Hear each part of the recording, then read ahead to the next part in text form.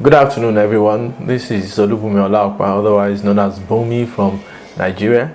I'm sorry I am not able to be with you in person in Ann Arbor. This was due to last-minute logistic issues, but I'm grateful for the opportunity to do this recording. I hope this meeting will be very successful, and I want to seize this opportunity to thank the department for inviting me to give this lecture.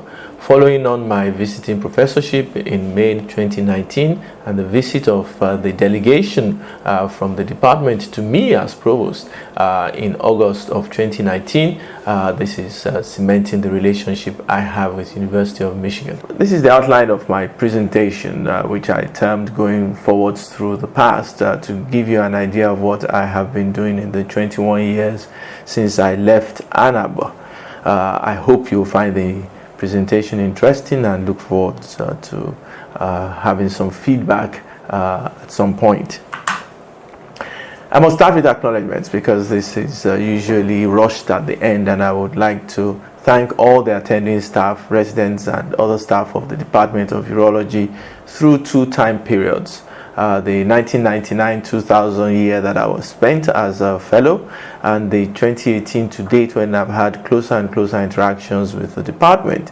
I have enjoyed a really nice relationship with all the attending staff and the heads of department, particularly Joe Monty and David Bloom, and now with Ganesh, who has really become someone that I've come to appreciate. I also have relationships with faculty from other units in the university, particularly Joe Colas, who I've worked with on medical education fora across 15 years now, and we've done quite a lot of work on the international fora together. I must thank the Vice Chancellor and Provost of my home university, as they gave me the time to be away, my head of department, colleagues, and resident staff. Of course, this presentation has been put together by my administrative and research staff, and this recording is being done by Dr. Ebukun Afolami, who I grabbed at the last minute to help me do this, just to make sure I could present at this event. My family and friends remain close to my heart.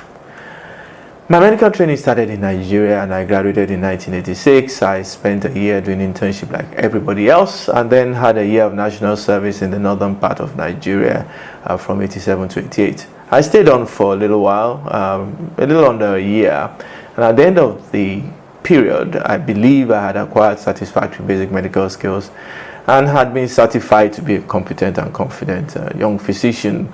My desire for postgraduate surgical and research training made me look outside of Nigeria so that I could be well-rounded like most of my teachers. I felt I was ready to take on the world.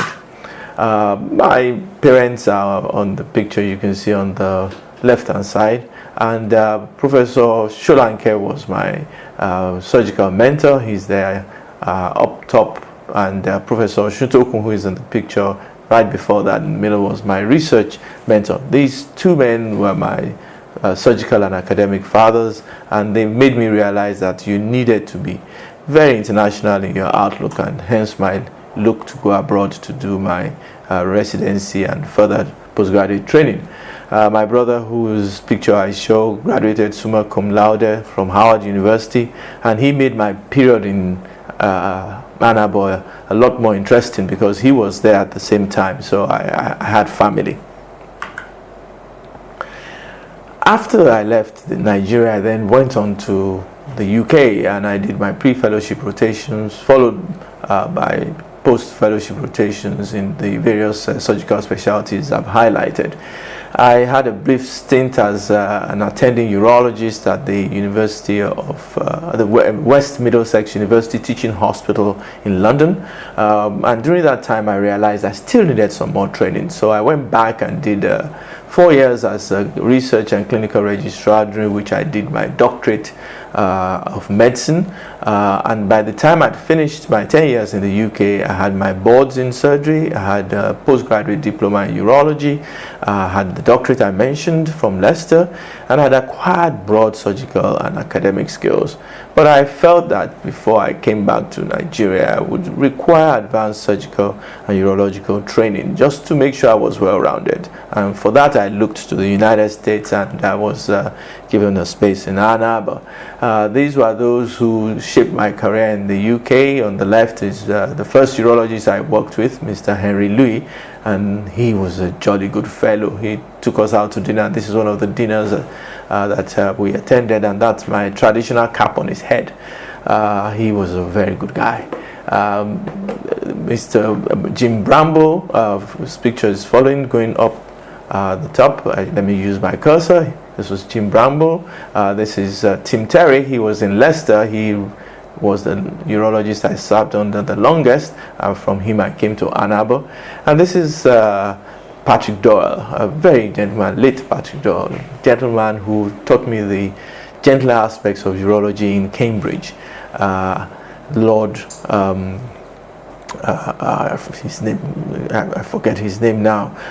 This was my diploma in urology certificate, and these are the residents I trained with in the latter part of my training in the UK. They are all consultants now, and this was my research coordinator who supervised my doctorate, and he made sure that I was going from Fuad Habib, is his name. I came from Leicester, traveled by 6 hours by train to Edinburgh for my initial supervision. It was a time that things were very, very exciting.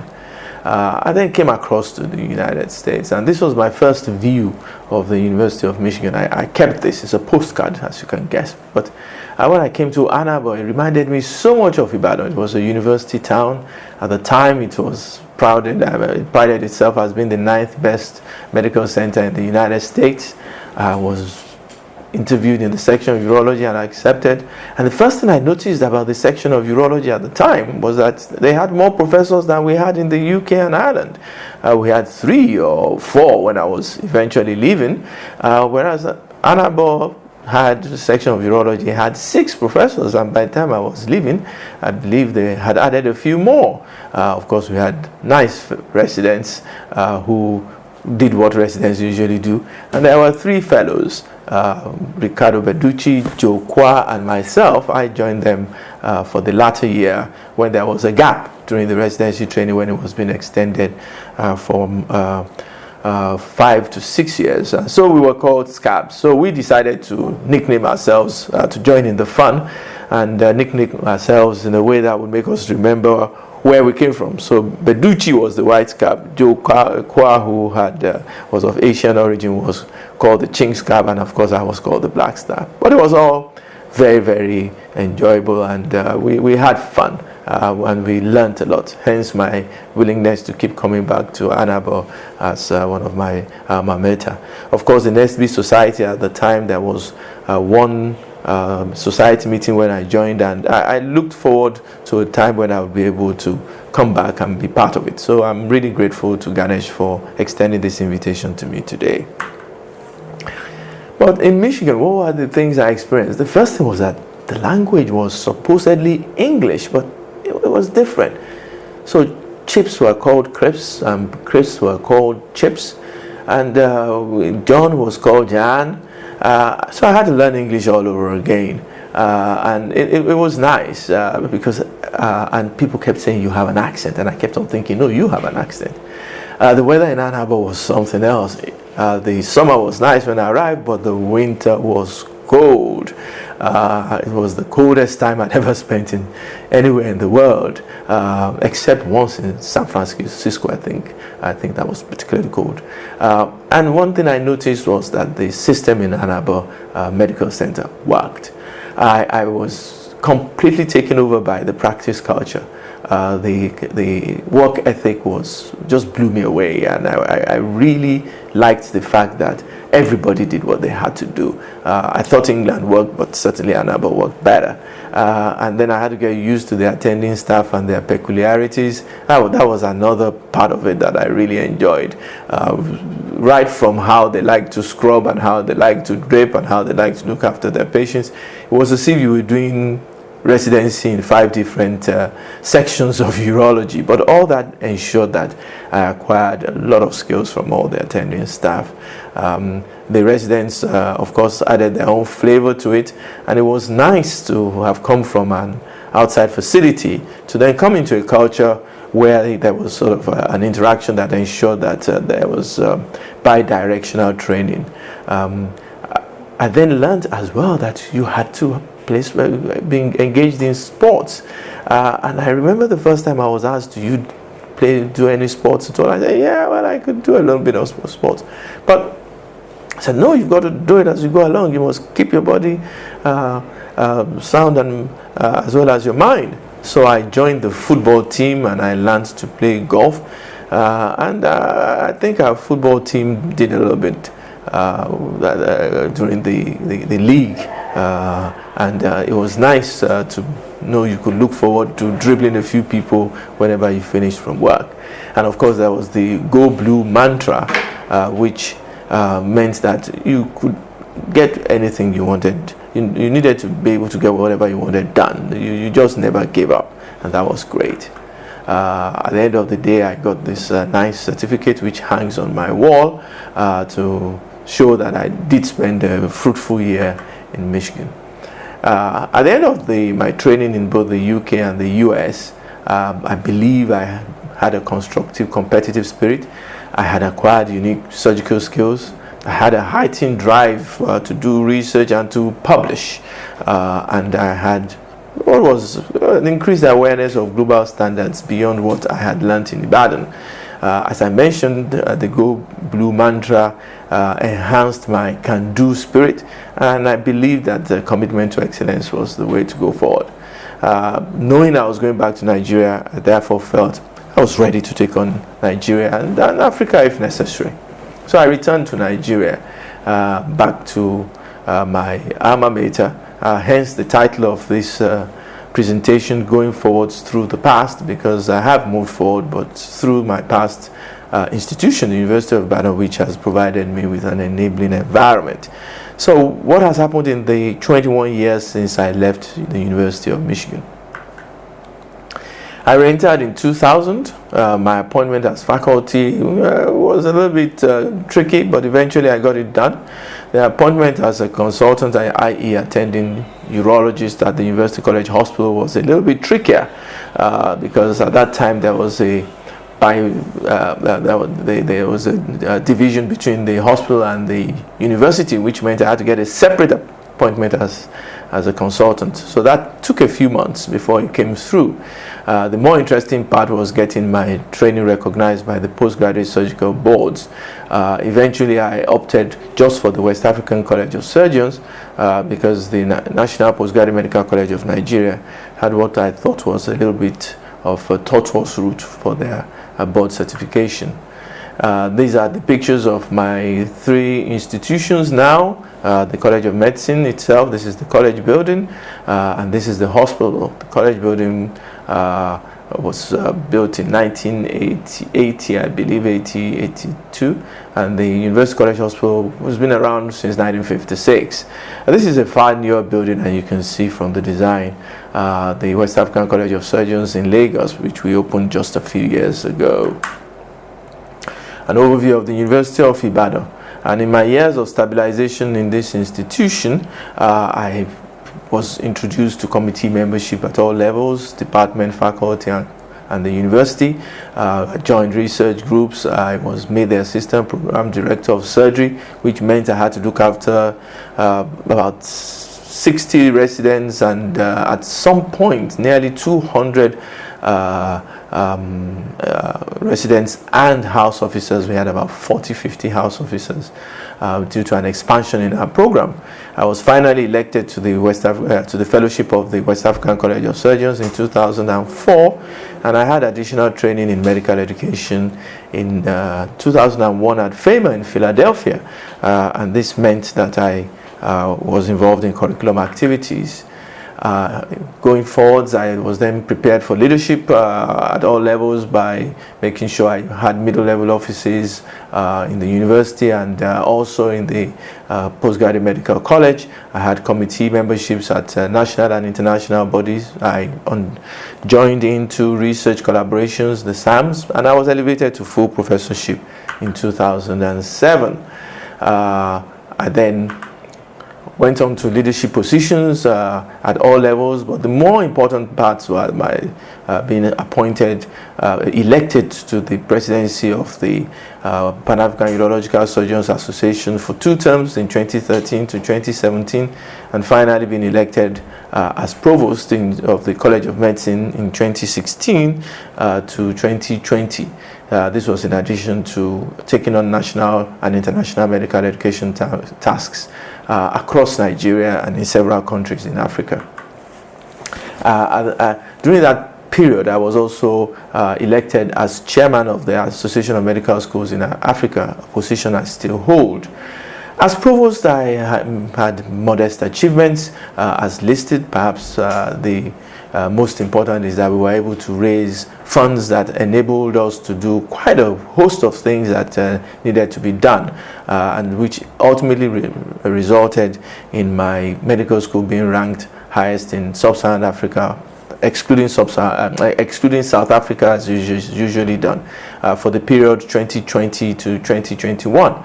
And all this was due to the enormous support I had from what I termed simply the best management team. They were all women, and it was nice to work with these ladies over the period of 4 years. But of course, I had a lot of support from the university and from other staff and students of the College of Medicine. These are some of the projects we undertook. We rehabilitated the buildings, and such was one of the projects that it drew the attention of the presidency. And right in the center there is the Vice President of the Federal Republic of Nigeria coming to commission a translational research lab, which was donated by a private person, Mr. Yemi Do over here, and this is the Deputy Governor of Oyo State, the Minister of Health. This project in itself was worth about $2 million, hence the Vice President came to commission. Another major achievement of my provost years was the number of international collaborations I had and the number of visits I had from our international partners.